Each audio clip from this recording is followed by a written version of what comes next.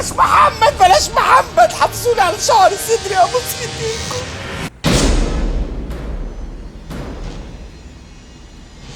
تشرب قهوة يا باشا عشان تهدى أعصابك يا باشا؟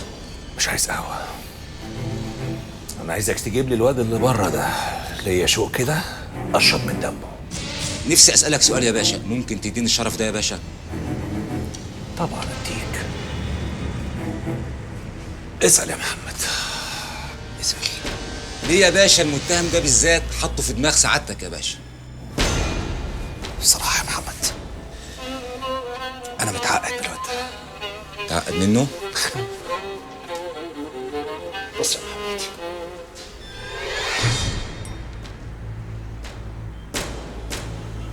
هو ده السبب الرئيسي يا محمد.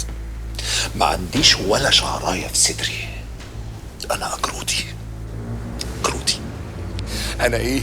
أجرودي. اخلص يا محمد، أنا بس اللي أقول أجرودي. حاضر يا باشا. بسرعة هات الواد اللي بره ده. ثواني بسرعة. ثواني يا باشا. خش يلا اقعد. أهلا يا عسل.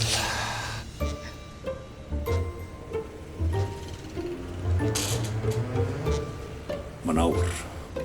تشك. هات لي عيال الطلبة اللي بره بسرعة. امرك يا باشا.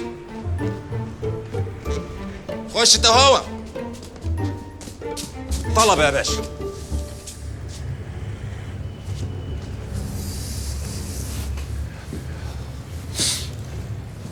اي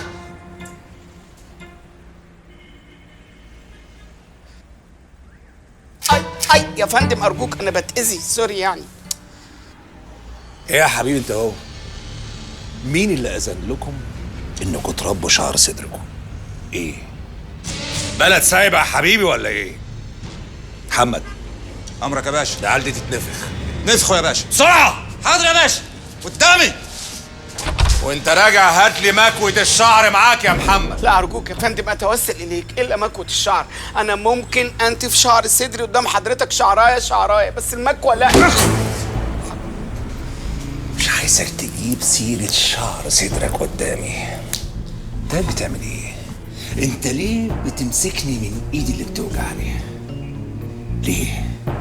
انت مش عارف ان انا اجرودي هات ولا ايه؟ سوري والله اول مرة اتشرف بفتحة قميص حضرتك، بعدين الحاجة بتاعت ربنا يا فندم. ارجوك يا فندم اتوسل اليك، سامحني وخليني اروح. عايزني اسامحك؟ هسألك شوية اسئلة بس لازم تجاوب عليا بصراحة وبشفافية. بصراحة وبشفافية. هنا صراحة، تبقى هنا ايه؟ شفافية يا فندم، واوعد سعادتك ان اكون مرشدك الخاص واكون الكلب الوفي بتاع سعادتك. قول لي يا عمرك ما اخدت هرمونات عشان شعر صدرك ده يطول؟ لا بصراحة، بس أنا أسمع كانت ماما تقول لي وأنا صغير رحنا جنينة الحيوانات فحضنت غولة، بس أنا مش مقتنع بموضوع الغولة ده بصراحة يعني. غولة المكان جنينة الحيوانات. السؤال التاني، عمرك حصل لك أي حاجة غريبة، حاجة عجيبة؟ مش متذكر، بس أفتكر وأنا عندي 3-4 سنين كنت بايت عند تيتا في حلوان وسخنت. أفتكر إن أنا سخنت جدا في الليلة دي وصدري حرقني قوي من هنا وهنا. قمت لقيت حوالي بتاع 16 شعراية هنا، وهنا حوالي 26-28. شربت حاجة قبل ما تنام؟ شربتش يا فندم، تيتا ما كانتش بتحب اني اشرب حاجه عشان ما اعملش بيبي على روحي. ولا كلت حاجة؟ ولا كلت يا فندم.